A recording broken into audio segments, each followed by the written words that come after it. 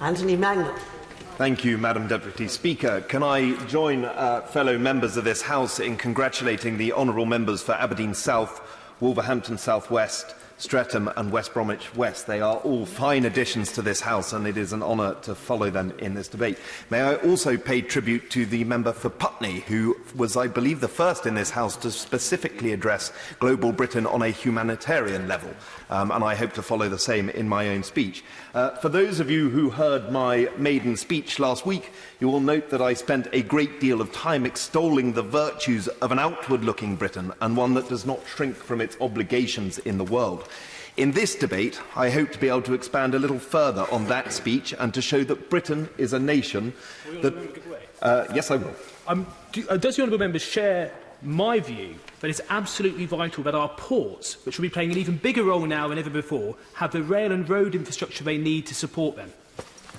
It is, like the honourable member has already heard my previous intervention, I totally agree with that. An improved infrastructure network will allow us to be able to ensure that there is the decentralisation of capital from our city centres into our rural communities, to making sure that we are a united country with opportunity across it. So I thank you for your intervention. But as I was saying, this is a country that has always made its mark. It continues to do so now, and it is my express hope that it will continue to do so in the future. Over the course of my remarks, I should like to focus on three elements: those of my constituents and the local businesses there, those in terms of the national level, and finally, to finish off on my own experience within the humanitarian elements, all of which show their innovation, ability and value to this country.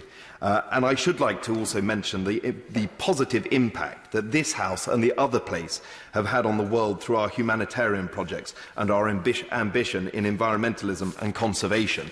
Madam Deputy Speaker, this House has a long and proud record of finding ways and opportunities in which we can make our mark on this country and across the world. A global Britain is one that is not just focused on trade, but one that is dedicated to standing up for injustices of the world, helping those most in need, and prepared to stand up for the international rules-based order when others have vacated the space. We have a duty continually to fill that void. A global Britain, when the honourable member on the opposition front bench was saying that we lack definition, in my mindset it is a global Britain that is an outward-looking, sovereign and in control nation, that is in control of its own destiny and able to intervene without the restrictions of the European Union. Madam Deputy Speaker, I'm proud to have in my constituency a vast array of businesses and enterprises that are of international acclaim. Their contribution to my communities and their value to my own local economy is enormous. In the town of Brixham, the Brixham Fish Market, the largest fish market by value in England, uses cloud-based technology from across the world to allow buyers from across the UK and Europe to purchase the finest of British fish.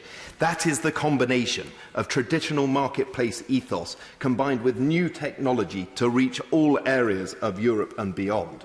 And it shows how we are respecting the past and embracing the future. It is the future which many of us are here to debate. The ambition of my own town in Brixham does not rest on its past achievements, but like many in this House, is looking forward. From the harbour master who explained to the Prime Minister recently that an investment of £15 million into a northern breakwater arm might result in further investment, further portside growth and an expanded domestic fish market, which no doubt will incorporate further exports to the European Union and to Europe. A benefit to my local employees and to that business. To the team at the Brixham Trawler Agents, who are already helping drive up our domestic appetite for that fish, demonstrating coupling domestic and international focus can pay dividends locally, nationally and internationally. Only with a global outlook can we hope for a rural economy to thrive and expand. And while I intend to spend much of my time in this place speaking about fish, I would like to move on to a few other subjects. Over the course of the election, the honourable member and the Secretary of State for the Department for International Trade was kind enough to come and visit my constituency to see Vale Port, which creates oceanographic, hydrographic and hydrometric instrumentation. This small but growing firm in the centre of Totnes encapsulates this country's appetite for ingenuity and innovation. From technology that is designed to innovate and monitor the patterns of seal migrations, to machines that observe sea levels in the fight against climate change, and to technology technology used for naval programs, this is a firm of almost unrivaled potential anywhere in the world. Vale Port's export market is growing rapidly, and I know its global ambition will be supported by the Department for International Trade in the coming years and months. Through our commitment to increasing tax relief for those firms investing in research and development, we can ensure that British products are on the procurement lists the world over, and that is something we should all celebrate. But I would argue that we can always go further. Consider the fact that according to UNESCO's Institute for Statistics, we do not rank in the top 15 countries of research and development spending, and that the ONS ranks us 11th in Europe. I feel, and I hope as many members in this House may share, that we can do more, giving us a greater freedom and opportunity for our businesses to innovate, to create, to research, and to be able to encourage those greater levels of foreign direct investment, and to have that renaissance of British produce and technology permeating every industry and country across the globe. This, I would not argue, is fantasy, but a reality that is readily available and one that we must seize. For example, and I hasten to add, our food and drinks market, which only recently the FDF recognised as exporting more than £23 billion worth of produce, and I'm happy to see that so many of the members of the SNP are currently debating the future of whisky exports in a Westminster Hall debate.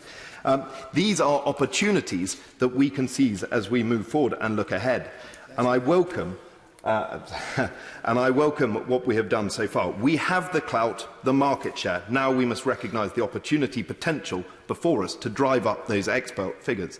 The Buy British campaign is just the start, and ensuring that our meat markets are recognised as the finest in the world, just as French wine might be recognised for its quality, we too must adopt a similar mentality. I started off by saying that my remarks were going to be more about trade, but also about the services we have on offer.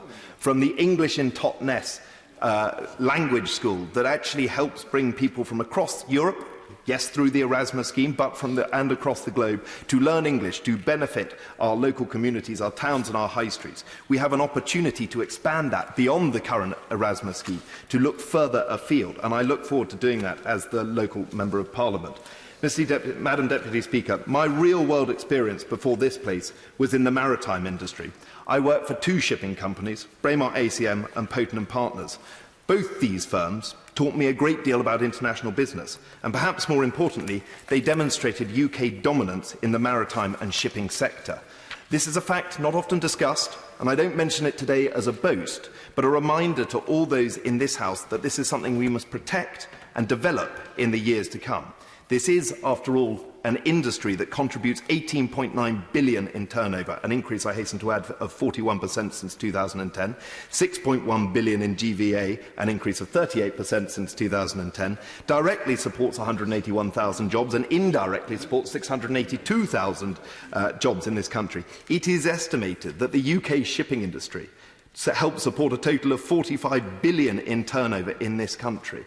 That is a remarkable figure, and something that I hope that many in this House will work with me to be able to support in the coming months. London remains that global capital in shipping services, home to brokerages, legal services, insurance outfits, with the capabilities that are almost unrivalled across this globe. Those services domiciled here are here because of what this country can offer: domestic stability, global access, and in part because of our maritime history and culture. That does not change on the 1st of February.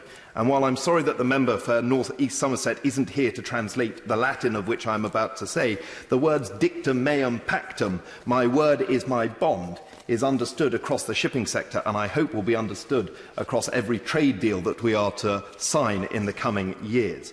We must create a culture of ambition within our country, to ensure that we are always expanding our reach and always striving for what is best for our country and for the international rules-based order.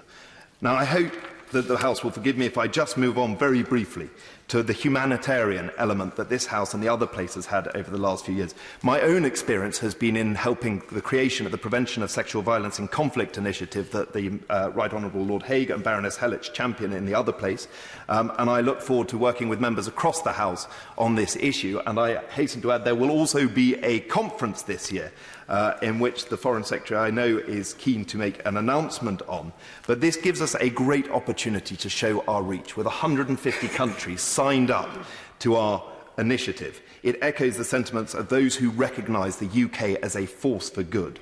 A truly global Britain is one that looks beyond the balance sheet of imports and export numbers and recognises the impact that we can have to right wrongs, protect individuals and lead on matters that might not always appear to be in the national interest. Whatever debate we have in the coming months around our aid budget, I hope this House will recognise what is in the national interest will not always match what is right to do. I hope the latter will always take precedence over the former and that we will stand up to be a truly global Britain.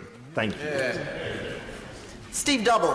Thank you very much, Madam Deputy Speaker, and it's a pleasure to participate